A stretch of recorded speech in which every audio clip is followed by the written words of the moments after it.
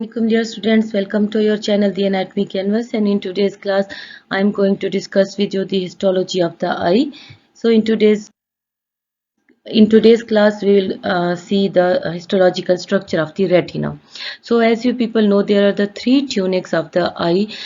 From outer to inner side, these tunic are the sclera posteriorly and the cornea anteriorly. Then is the uveal tract consisting of the choroid, the ciliary body and the iris, and innermost, which is shown over here in yellow color, is the retina. So this retina is the innermost of the three tunics of the eye, and it is derived from the outer and inner layers of the optic cup.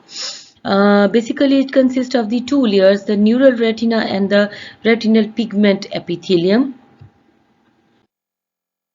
So types of the cells, first we will study the different types of the cells which are present in the retina. These are classified as four main classes: the photoreceptor cells consisting of rods and cones, the conducting neurons consisting of bipolar cells, and the ganglionic cells. The association and the other neurons like horizontal cells, the centrifugal cells and the amacrine cells. Then the supporting cells, which are Muller cells and neuroglial cells. So basically the four different classes of the cells of the retina, and these are the photoreceptor, the conducting, the association and the supporting. Next, the layers of the retina. So how these cells are arranged in the retina, they form the 10 layers. The retinal pigment epithelium is the outermost layer. It is in intimate contact with the Bruch's membrane of the choroid, and it is outer layer of the retina. It is actually not a part of the retina, but is intimately associated with it. The remaining 9 layers, we consider them collectively as the neural retina. So this retinal pigment epithelium is actually not the part of the retina. This basically supports the retina, and it is attached to the Bruch's membrane of the choroid. Next to the retinal pigment epithelium is layer of the rods and cones containing outer and inner segments of the photoreceptor cells, the outer limiting membrane, that is apical boundary of the Muller cells, outer nuclear membrane containing cell body of rods and cones, outer plexiform layer, then the inner plexiform ganglionic cell layer, ganglionic cell, then ninth is the layer of the optic nerve fibers and inner limiting membrane. So we will study these all the components in detail now. So first of all, have a look at this slide. From the outermost aspect, you can see this layer. These are the simple cuboidal epithelial cell. This one is the retinal pigment epithelium. It is in intimate contact with the neural retina, the layer of the rods and cones, and it is attached to the Bruch's membrane of the choroid. So these are the cuboidal cells. They are having the surface microvilli, and these microvilli are in contact with the outer segment of the rods and cone. The second layer is the layer of the rods and cones, where our inner and outer segment of the rods and cones are located. Then the third layer is outer limiting membrane, and this layer is formed by the tight junctional complexes between the Muller cells. Muller cells are the supporting cells. The fourth layer is this outer nuclear layer, where you can see the nuclei of both rods and cones are located over here. So here the cell bodies and the nuclei are present. This one is this outer nuclear layer.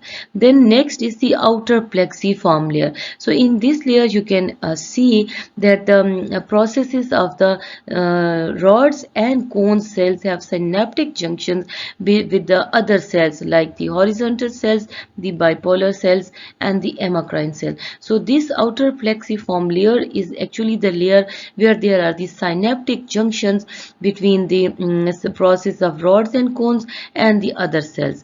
Then is the inner nuclear layer, where you can see the nuclei of the bipolar cells, the nuclei of the horizontal cells, the nuclei of the amacrine cells, and also the nuclei of the Muller cells are also present in this layer. Next to this layer is the inner plexiform layer. This is again a synaptic layer in which the dendritic process and axonal process of all these cells have connection with the dendrites of the ganglionic cell. So here you can see this is again a synaptic layer. Then eighth layer is the ganglionic cell layer where the cell body of the ganglionic cells are located. Ninth layer is the optic nerve fiber layer, and the last and innermost is the inner limiting membrane, which is formed by again by the tight junctions between the molar cells, and these molar cells are the supporting cells. So these are the different cells which are arranged in the retina, and they give proper arrangement the 10 layer organization of the retina. Again the histological diagram, and in which first of all you can see this one is outermost layer of the retina. This is the retinal pigment epithelium. It rests on the Brooks membrane and then the choriocapillary layer of the choroid. Next to the retinal pigment epithelium is the layer of the rods and cone, where you can see inner and outer segments of rods and cones are present. Then you can appreciate this line over here. So this shows the limiting membrane, these tight junctions between the molar cells. This is called the outer limiting membrane. Then is the outer nuclear layer, in which you can see the nuclei, the cell bodies of both the rods and the cone. Then is outer plexiform layer, a synaptic layer. Then is inner nuclear layer. The nuclei are bipolar, horizontal, amacrine, molar cells all are present over here. Then another synaptic layer which is inner plexiform. Then is the ganglionic cell layer, the layer of the optic nerve fibers, and then inner limiting membrane.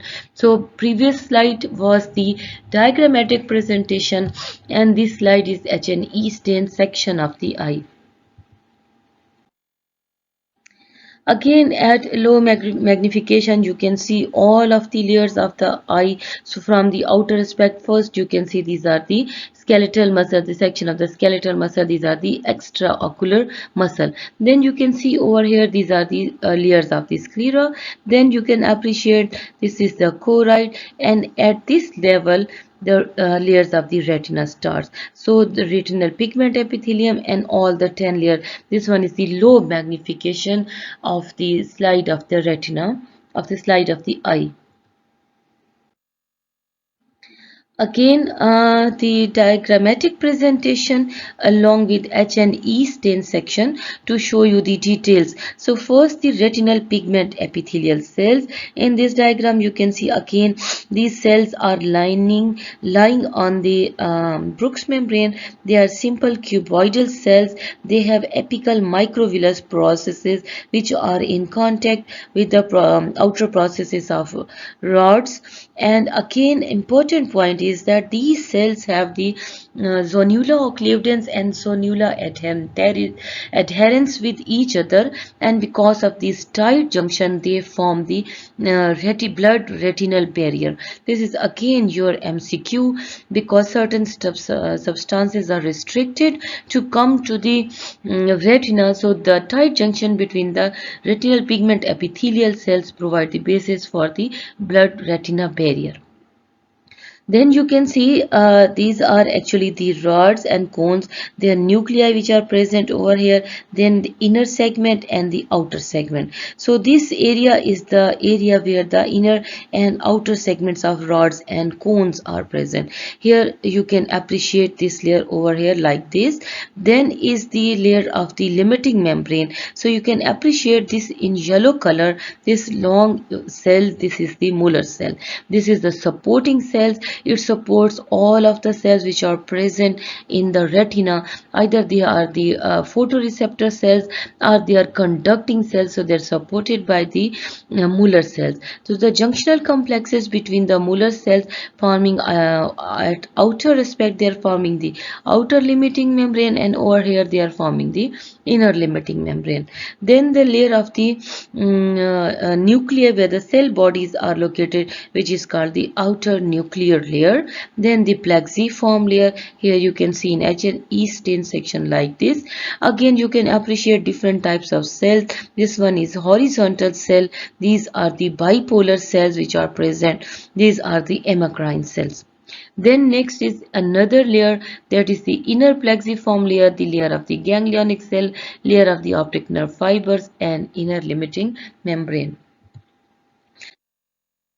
So now we move on to the detailed structure of the rods and cones. So first have a look at the retinal pigment epithelium. You can appreciate these are the cuboidal cells having the microvilli at apical surface, basally located nuclei and tight junction between the cells.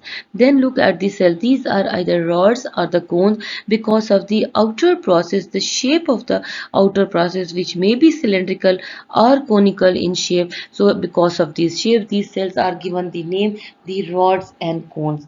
Another important point about the rods and cones are that the rods basically receives the white and black color of the light, while the cones they can appreciate the green, the blue signals, and the red signals. So these are very important point. Again, you should know there are nearly 120 million rods which are located in the eye, and nearly 7 million cones which are located in the retina of the eye. This is the number. The rods basically are sensitive to low intensity light, usually at the time of the night, and they are sensitive to the colored portion of the light.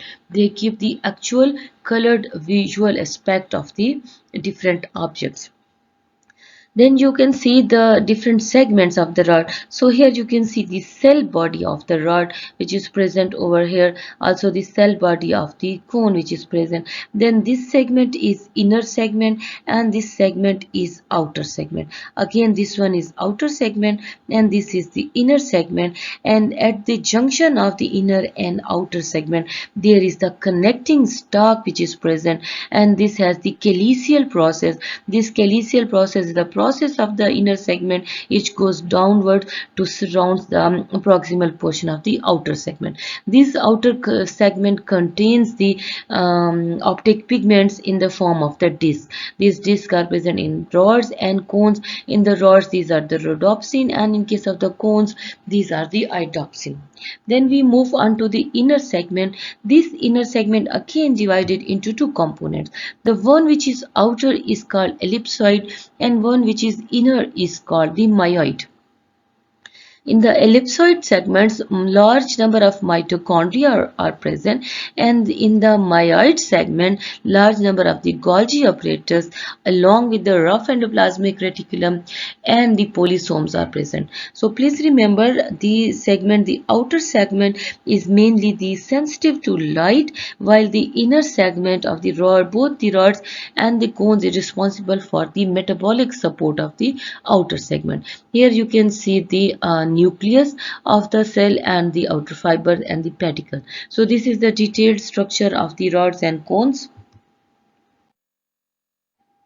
This one is the picture taken from the ophthalmoscope, and here you can see the darker, the very bright area, and here you can see a dark area. This dark area is the optic disc.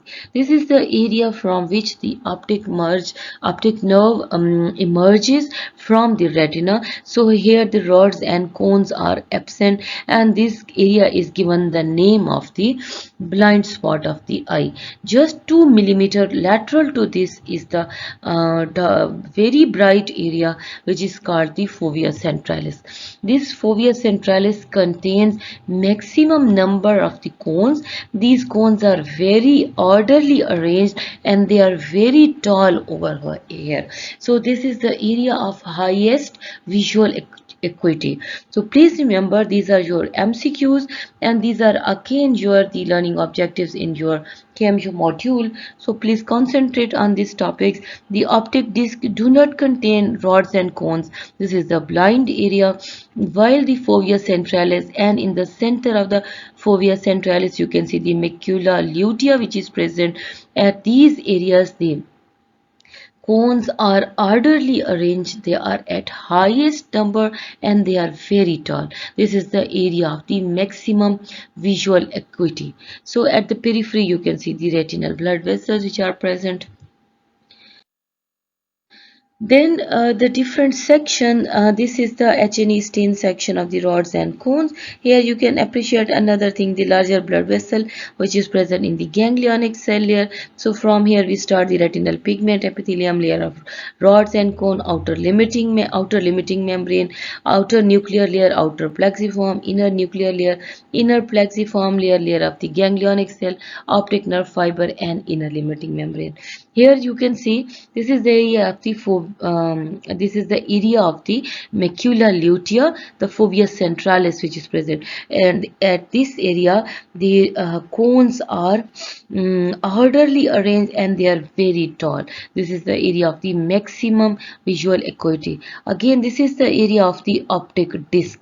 So here you can see the optic nerve fibers are emerging through the retina, and because of this interruption you cannot find the regular arrangement of the retina over here. So this is the blind spot. So by these I complete my today's class. These are the references: the basic histology by the Laikus and Siddiq, the histology text and atlas by Janquera, and histology text and atlas by H. Ross. Thank you. Thank you very much for your attention for today's class, and Allah Hafiz till the next class.